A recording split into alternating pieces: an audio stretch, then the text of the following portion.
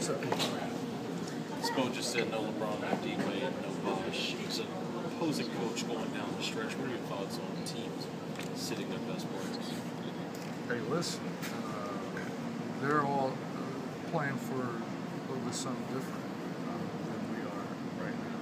And, yeah, they've been through it. They know what's smart for their guys and situations.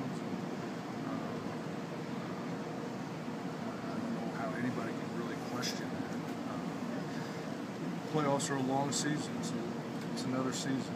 And the intensity, not only physically but mentally, is etched to another level. And so you want your guys as fresh, I'm sure, as you can handle it. So, like I said, this isn't their first rodeo. They've been through it before, and everything what's important for them. What do you think of the argument that some people put out there that they owe to the paying customers to play their best, people who pay for the game? I just think you got, I mean, I don't know, you can argue it either way. I think you got, as a coach, you got to do what's best for your team. The ultimate thing, if it's your fans and paying customer, you want to see them win a championship. Right. I think that, let's put that poll out there. I haven't seen that poll out there yet.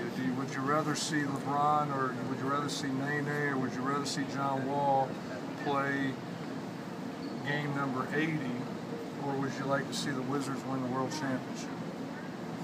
Let's see what that poll ends up. This team has a chance to win 30 games for the first time since the 07-08 season. I think Eddie Jordan was the coach at the time.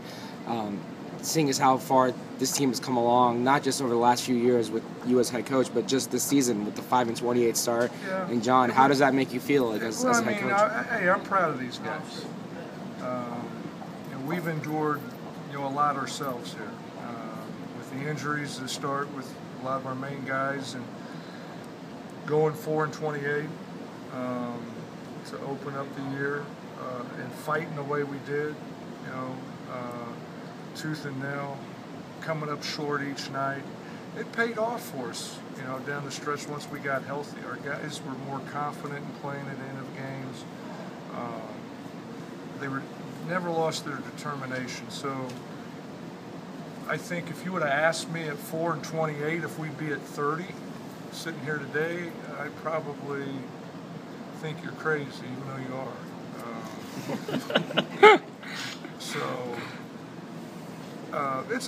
I think it's important for us to try to finish that way, because you don't have any control over injuries, all right? But we have shown what we can do when healthy, and I think the majority of our players that we've pretty much started this year, I think we've got 21 games together, out of which is going to be out of 82 because Bradley's out for the rest of the year. So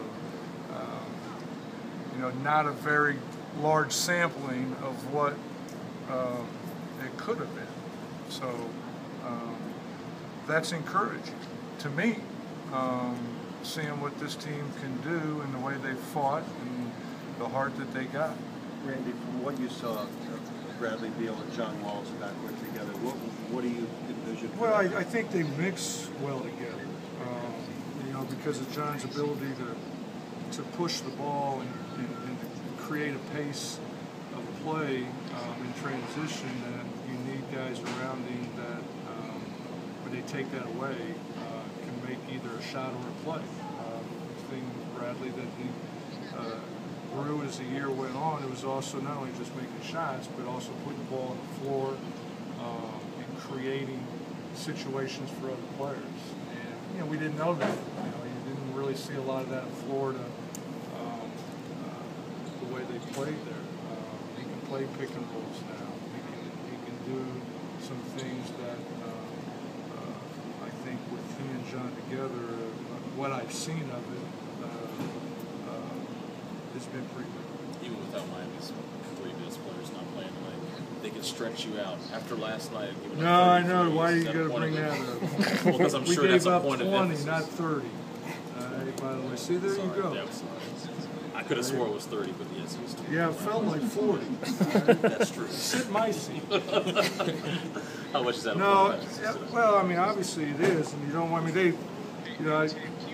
New York's playing at an all-time high, and because they're playing that way. I mean, that's the reason why they're shooting the ball extremely well. You got a guy like Carmelo, where you have to have an idea of helping on and stuff. If you get 5 men that are sitting out there making threes, it makes it hard. This team's a lot like that.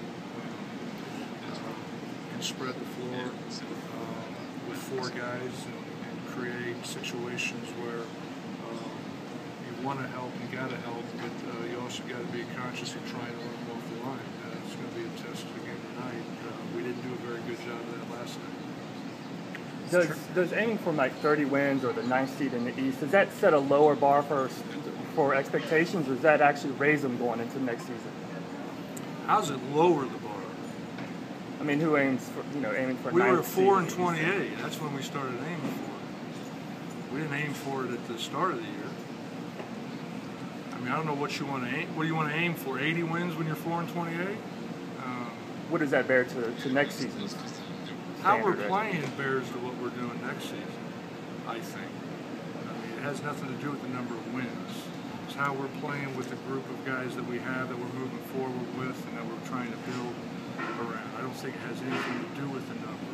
You know, my job as a coach is to motivate the team for 82 games.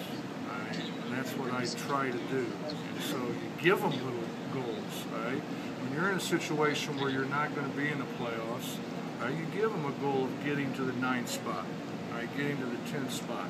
So they continue to watch the standings and watch where you're at and watch you climb and watch you pass all these teams that when we were at the very bottom, we were at the very bottom at 4 and 28. There was 29 teams ahead of us, all right? Let's see how many we can pass. That's what you try to do as a coach in motivating your players and keep them.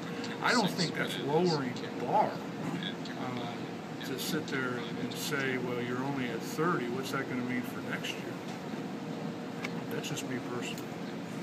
Trevor Reed's going to play tonight. He's going to try to see, we'll see. It's game time. Okay? Thanks guys. Thanks, Coach.